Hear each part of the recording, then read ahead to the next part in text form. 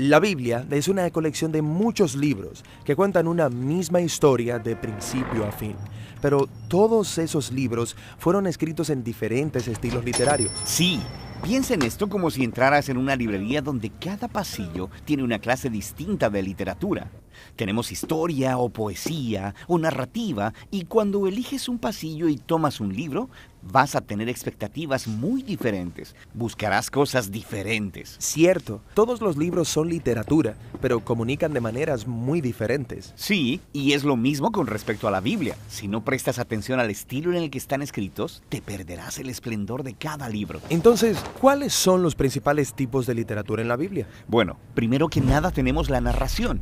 Compone nada menos que el 43% de la Biblia. Después de eso tenemos la poesía, que compone el 33% de la Biblia. Y luego tenemos lo que podrías llamar discurso en prosa, que compone el 24% restante. Casi la mitad de la Biblia es narración.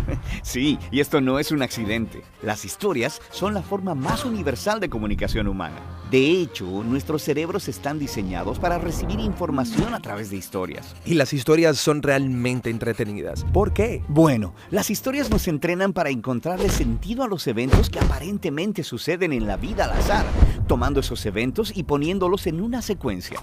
Y luego, cuando están juntos, puedes empezar a ver el significado y el propósito de todo. ¿Y qué es lo que une todo esto? Bueno, las buenas historias siempre tienen un personaje que quiere algo, y luego, a través de estos personajes, el autor puede explorar las grandes preguntas de la vida, como quiénes somos y qué es lo que verdaderamente importa en la vida. Y una buena historia siempre involucra alguna clase de conflicto. Algún reto que superar, justo como en nuestras propias vidas. Y eso nos obliga a pensar en nuestros propios retos, en por qué hay tanto dolor o decepción en el mundo y qué podemos hacer al respecto. Y las historias usualmente terminan con alguna clase de resolución que nos da esperanza para nuestras propias historias.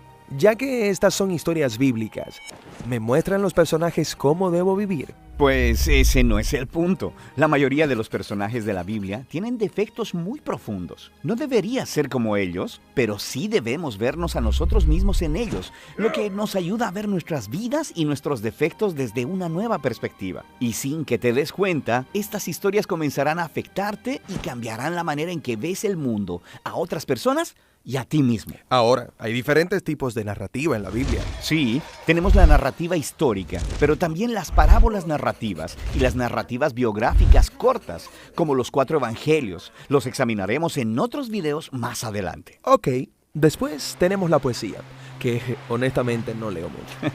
Sí, como la mayoría de las personas, pero 1 de cada 3 capítulos en la Biblia es poesía. Sí, ¿por qué tanta poesía? Bueno, los poemas hablan principalmente a través de un denso lenguaje creativo, uniendo imágenes para ayudarnos a visualizar el mundo de manera diferente. Los poemas usan mucha metáfora para evocar tus emociones y tu imaginación. Mucho lenguaje elegante, pero ¿no sería más fácil simplemente decirme lo que necesito saber? Bueno, piénsalo. En la vida tendemos a formarnos rutas mentales y pensamos mediante estos caminos familiares que son muy difíciles de escapar a través de la lógica o el razonamiento.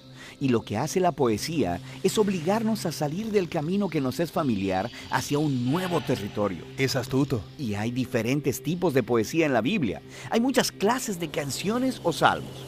Después tenemos la poesía reflexiva de los libros de sabiduría. Y luego tenemos la resistencia apasionada de los profetas. Ok, el último gran tipo literario es el discurso en prosa, que compone 1/4 de la Biblia. Sí, estos son discursos, cartas o ensayos. Y el enfoque aquí es construir una secuencia de ideas o pensamientos en un argumento lineal que requiere una respuesta lógica, como «Hey, ¿has pensado acerca de esto? También deberías considerar cómo se conecta con esto otro. Y si haces esto, entonces verás que esto es el resultado y a la luz de esa conclusión, por tanto, probablemente debes dejar de hacer eso para que esto otro sea el resultado». Así que me estás persuadiendo con razonamiento. Sí, el discurso te obliga obliga a pensar lógica y consistentemente y luego hacer algo al respecto. El discurso bíblico se encuentra en los conjuntos de leyes, en la literatura de sabiduría y en las cartas escritas por los apóstoles. Está bien.